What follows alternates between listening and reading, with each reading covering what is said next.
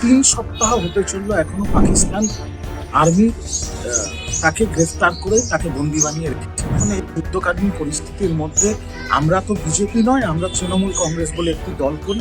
আমরা যুদ্ধকে নিয়ে রাজনীতি করতে চাই। বাংলার মুখ্যমন্ত্রী নিজে পিকে সাহুয়ের স্ত্রীর সাথে কথা বলেছেন, যিনি গর্ভবতী, তার সাথে কথা বলেছেন এবং তিনি আশ্বাস দিয়েছেন বাংলার মুখ্যমন্ত্রী মমতা বন্দ্যোপাধ্যায় যে 7 দিনের মাথায় পিকে সাহু বাড়ি ফিরে আসবে। বিজু দত্ত অন্তত তুর্কি আর চায়না এই জীবৎকালে কোনোদিন ঘুরতে যাব না। যদিও আমি এটাও বলছি, আমার অত্যন্ত ইচ্ছে ছিল তুর্কি ঘুরতে যাওয়া, কারণ খুব সস্তায় খুব সুন্দর জায়গা ঘোরা। ভারত পাকিস্তান যুদ্ধ হচ্ছে, করাচির সাথে যুদ্ধ হচ্ছে, কিন্তু একজন হিন্দু ব্যক্তি যার 72 বছরের একটা প্রতিষ্ঠানের নাম করাচি বেকারি, সেটাই গিয়ে ভাঙচুর করছে। আমার দেশের বিরুদ্ধে যারা কাজ করে, আমার দেশের ক্ষতি করার জন্য যাদের সহযোগিতা আছে, তাদের সেই দেশে আমি যে ঘুরে ছবি তুলতে পারবো না পরিবারের সাথে, এটা আমি পারবো না। রাষ্ট্রকে সম্বোধন করছেন প্রধানমন্ত্রী নরেন্দ্র মোদী, যে তার যে সম্বোধনের অপেক্ষায় গোটা রাষ্ট্র ছিল যবে থেকে আমরা জানি পেহেলগামতে এই ঘটনা ঘটেছিল। কিন্তু সেই সংবিধানে একদিকে বাংলার মানুষ আরো একটি বিষয় শোনার জন্য বলতে পারেন যে অপেক্ষারত ছিল, তা হলো যে পুনাম সাউ বিএসএফ বাংলার জওয়ান যে ইতিমধ্যে পাকিস্তানে আটক রয়েছে। সেই বিষয় নিয়ে গতকাল প্রধানমন্ত্রী কোন রকম কোনো বক্তব্য রাখেননি। কোথাও কি এটা হতাশার জন্য না, বাংলার মানে হতাশার বিষয় না বাংলার জন্য বিশেষ করে? দেখুন, দেশের প্রধানমন্ত্রী এরকম একটা যুদ্ধকালীন পরিস্থিতিতে তিনি দেশের উল্লেখ করে একটা বার্তা দিয়েছেন, সেটা নিয়ে আমি কোনো কাটাছেড়া করতে চাই না। কিন্তু এটাও ঠিক, যখন আগের বার ভারতবর্ষ সার্জিক্যাল স্ট্রাইক করেছিল পাকিস্তানে, তখন আমাদের এয়ারফোর্সের একজন পাইলট অভিনন্দন, তিনি আটকে পড়েছিলেন পাকিস্তানে এবং তাকে নিয়ে মিডিয়াতে একটা হৈ হৈ হয়েছিল। তারপর দেশের প্রধানমন্ত্রী সক্রিয়ভাবে তাকে 2 দিনের মাথায় ছাড়িয়ে নিয়ে আসে। কিন্তু পিকে সাহু বাংলার বাসিন্দা, প্রায় 3 সপ্তাহ হতে চললো, এখনো পাকিস্তান আর্মি তাকে গ্রেফতার করে তাকে বন্দি বানিয়ে রেখেছে। প্রধানমন্ত্রী কেন এটা হস্তক্ষেপ করছেন না বা প্রধানমন্ত্রী কেন এটা নিয়ে বক্তব্য দিলেন না, সেটা নিয়ে আমি আর বিস্তারিত বলতে চাই না। বাট আমার মনে হয় যে বাংলার মুখ্যমন্ত্রী যে কাজটি করছেন, বাংলার মুখ্যমন্ত্রী নিজে পিকে সাহুয়ের স্ত্রীর সাথে কথা বলেছেন, যিনি গর্ভবতী, তার সাথে কথা বলেছেন এবং তিনি আশ্বাস দিয়েছেন বাংলার মুখ্যমন্ত্রী মমতা বন্দ্যোপাধ্যায় যে 7 দিনের মাথায় পিকে সাহু বাড়ি ফিরে আসবে। তো আমি আশা করব বাংলার মুখ্যমন্ত্রীর নেতৃত্বে বাংলা মুখ্যমন্ত্রী দেশের প্রধানমন্ত্রীর সাথে কথা বলে কোনো একটা মধ্যস্থতা করে পাকিস্তানের কবল থেকে ভারতীয় জওয়ান এবং বাংলার বাসিন্দা পিকে সাহুকে বাড়িতে ফিরিয়ে নিয়ে আসবেন। তো আমাদের আশ্বাস, ভরসা, বিশ্বাস, ভালোবাসা একজনই, তিনি মমতা ব্যানার্জি। এবং আমি আশা করব যে দেশের প্রধানমন্ত্রীও মমতা বন্দ্যোপাধ্যায়ের সাথে ঐক্যবদ্ধ হয়ে সহযোগিতা করে সক্রিয়ভাবে একটা মধ্যস্থতা করে যাতে পিকে সাহুকে বাড়ি ফিরিয়ে আনেন, এই আবদারি করে।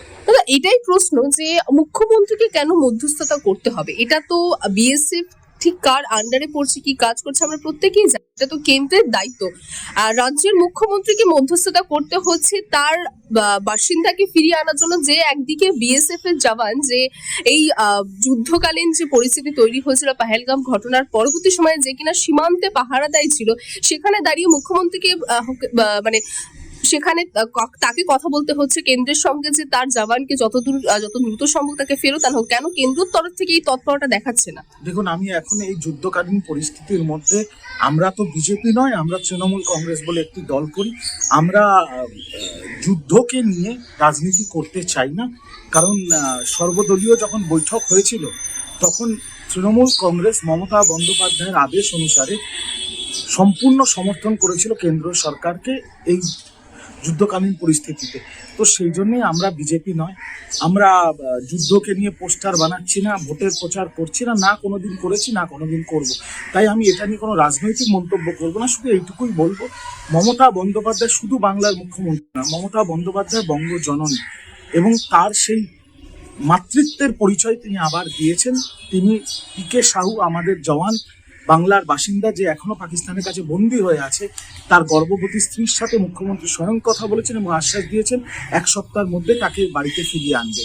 তাই আমরা মুখ্যমন্ত্রী মমতা বন্দ্যোপাধ্যায়ের উপর আশ্বাস রাখছি, ভরসা রাখছি, বিশ্বাস রাখছি। আর আমার মনে হয় যে মুখ্যমন্ত্রী এবং প্রধানমন্ত্রী দুজনেরই তৎপরতায় পিকে সাউ খুব শিগগিরই বাড়ি ফিরে আসবে।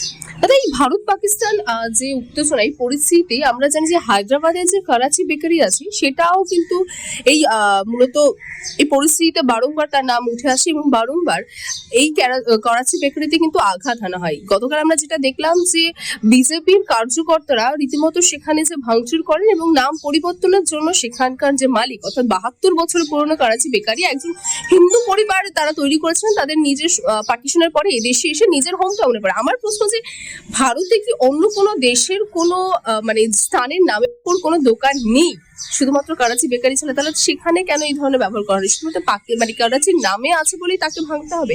এটা কি কোথাও সংবিধানে কোথাও লেখা আছে? দেখুন, আমি সংবিধান ইত্যাদিতে ঢুকবো না। আমি যে কথাটা বারংবার বিভিন্ন টপিকে ক্যামেরার পর্দায় বলেছি, আজকেও সেটা বলবো। বিজেপি হচ্ছে একটি মূর্খ অশিক্ষিতদের দল। এদের পড়াশুনোর অভাব, আর কিচ্ছু না। এদের পড়াশুনোর অভাব, এরা মূর্খ, এরা অশিক্ষিত। ভারত পাকিস্তান যুদ্ধ হচ্ছে, করাচির সাথে যুদ্ধ হচ্ছে, কিন্তু একজন হিন্দু ব্যক্তি যার 72 বছরের একটা প্রতিষ্ঠানের নাম করাচি বেকারি, সেটাই গিয়ে ভাঙচুর করছে। আমি এই মূর্খদের বলতে চাই, দিল্লিতে একটা প্রধান খাবারের নাম হচ্ছে পিন্ডি ছোলে, তা সেটাও ব্যান করে দিচ্ছে। আর সারা ভারতবর্ষে, সেটা লখনউ হোক, উত্তরপ্রদেশ হোক, হায়দ্রাবাদ হোক, দিল্লি হোক বা কলকাতা হোক, সারা ভারতবর্ষের অধিকাংশ মানুষের একটা প্রিয় খাবার হচ্ছে বিরিয়ানি। কলকাতার মানুষ তো আজকের দিনে ইলিশ মাছ বা গলদা চিংড়ি বা ডাল ভাতের থেকে বিরিয়ানি খাচ্ছে। তো বিরিয়ানি কি ভারতীয় খাবার? বিরিয়ানি তো এনেছিল মুঘলরা, আর তাদের আগে যে বহিরাগত যারা ভারতবর্ষকে আক্রমণ করেছিল তারা সেই আব্দুল গানি, এরা সবাই নিয়ে এসেছিল আমাদের দেশে। মোহাম্মদ গানি, আব্দুল কাজী, এরা এই পার্সিয়ার প্রথা নিয়ে এসেছিল। আর সেখান থেকেই এই আউদ শুরু হয়, আবাদ শুরু হয়। সে আবাদের কালচার হায়দ্রাবাদ, তেলেঙ্গানাতে আছে, তারপরে এটা সারা ভারতবর্ষে ছড়িয়ে পড়ে। এবার কালকে দেখবেন মূর্খ বিজেপির কর্মকর্তারা রাস্তায় নেমে পড়ে বলবেন বিজেপি বিরিয়ানি ব্যান করতে হবে, বিরিয়ানি খেতে পারবে। এইগুলো নিয়ে কথা বলে বেশি লাভ নেই। বিজেপি যত এইসব করবে তত এদের মূর্খমি এবং এদের অশিক্ষিততা এরা মানুষের সামনে প্রকাশ্যে নিয়ে আসবে। মানুষ বুঝে গেছে এটা একটা মূর্খ অসভ্যের দল, আকাট মূর্খ, একেবারে অশিক্ষিত, কোনো পড়াশুনো করেনি, চোর ছোট্টা বদমাস, লম্পট, গাঁজাখোর, পাতাখোর, এদের নিয়েই হচ্ছে বিজেপি নামক দলটি। এর থেকে বেশি কিচ্ছু আশা করা যায় না। আচ্ছা, এই যুদ্ধকালীন পরিস্থিতির পরে যেটা আমরা মূলত দেখতে পাচ্ছি যে কয়েকটি দেশ, বিশেষ তুর্কি, তার পাশাপাশি আরো যে দেশগুলো রয়েছে সেখানে ট্যুরিজম বন্ধ করে দিতে হবে, এই ধরনের একটা সমাজ মাধ্যমে আমরা দেখছি। এবং বিশেষত কিছু ট্যুরিজম যে সমস্ত ওয়েবসাইটগুলো আছে যেগুলো রীতিমতো ফ্লাইট আসা না বা সেখানকার যা তাদের ব্যবসা ছিল সেখান থেকে মানে তারা বন্ধ করে দিচ্ছে, সাধারণ ভারতীয়দের সেখানে যেতে বারণ করে দিচ্ছে। আপনি এই যে বিষয়টি চলছে সমগ্রভাবে যুদ্ধ মানে সংঘর্ষ পরিস্থিতির আগে থেকে, পেহেলগাম ঘটনার পর থেকেই, কিভাবে দেখছেন? দেখুন, আমি একটা জিনিস স্পষ্টভাবে বলে দিতে চাই ক্যামেরার সামনে। যে দেশগুলো ভারত পাকিস্তান যুদ্ধে পাকিস্তানকে সমর্থন করেছে সেই দেশগুলোয় ব্যক্তি রিজু দত্ত ঘুরতে যাবে না তার পরিবার। যেমন তুর্কি অসাধারণ সুন্দর একটি দেশ, যেখানে বিভিন্ন এমন জায়গা আছে, ইস্তানবুল থেকে ক্যাপাডোচিয়া, যেখানে বছরে কয়েক লক্ষ ভারতীয় পর্যটক ঘুরতে যায়। কিন্তু তুর্কি ভারত পাকিস্তান যুদ্ধে যেভাবে পাকিস্তানকে সমর্থন করে, যেমন পাকিস্তানকে মিসাইল দিয়েছে, আমি মরাল পুলিশিং করতে পারি না। আমার মুখ্যমন্ত্রী মমতা ব্যানার্জি আমাকে শিখিয়েছে কে কি খাবে, কে কি পড়বে, কে কোথায় যাবে, কে কার সাথে বিয়ে করবে, প্রেম করবে, সেটা নিয়ে আমরা হস্তক্ষেপ করতে পারি না। তাই কে তুর্কি যাবে আগামী দিনে, কে আজারবাইজান যাবে, কে চায়না ঘুরতে যাবে, সেটা মানুষের ব্যক্তিগত মতামত। কিন্তু আমি রিজু দত্ত অন্তত তুর্কি আর চায়না এই জীবৎকালে কোনোদিন ঘুরতে যাব না। যদিও আমি এটাও বলছি, আমার অত্যন্ত ইচ্ছে ছিল তুর্কি ঘুরতে যাওয়া, কারণ খুব সস্তায় খুব সুন্দর জায়গা ঘোরা।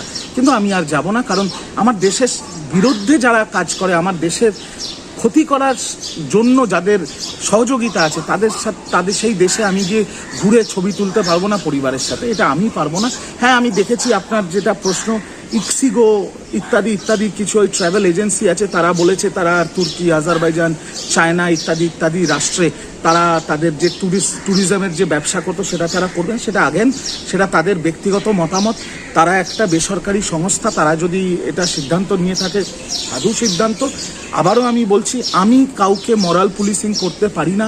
তৃণমূল কংগ্রেস কাউকে কোনোদিন বলবে না কি খাও, কি পড়বে, কোথায় যাবে, কার সাথে প্রেম করবে, কার সাথে বিয়ে করবে। আমরা বিজেপি নয়, কেউ যেতে চাইলে যেতে পারে। আমি ব্যক্তি রিজু দত্ত তুর্কি আর চায়না অন্তত কোনোদিন যাব না, যারা আমাদের দেশের বিরুদ্ধে, আমাদের দেশের শত্রুদের সহযোগিতা করেছে। বাংলা হান্টের আরো খবর দেখতে নজর রাখুন। বাংলা খবর মানেই বাংলা হান্ট।